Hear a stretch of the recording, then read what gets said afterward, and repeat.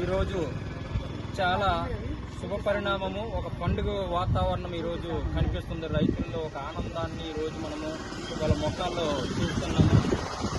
గత 5 సంవత్సరాలుగా రైతులు మొత్తుకుంటున్నారు. ఈ ప్రాంతం వాసి ఒక మంత్రిగా ఉన్నారు, తప్పనిసరిగా ఈ ప్రాంతానికి వంశధర ఛానల్ వస్తుందని చాలా మంది రైతులు ఈ 5 ఏళ్లు కూడా ఎదురు చూసినప్పటికీ కూడాను ఎటువంటి ఫలితం లేకపోయింది.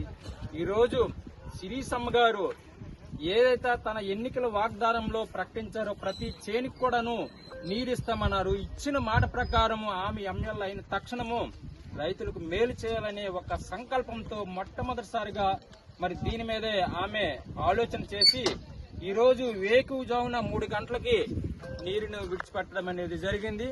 వజ్రపుత్తూరు శివారు ప్రాంతాలైనటువంటి అక్కడ తాడివాడ గొల్లపాడు వరకు కూడాను నీరు ఇది వెళ్తుంది. ఈరోజు ఒక ఆనంద వాతావరణం కనిపిస్తుంది. చక్కగా రైతులు ఏడాది మంచి పంటలు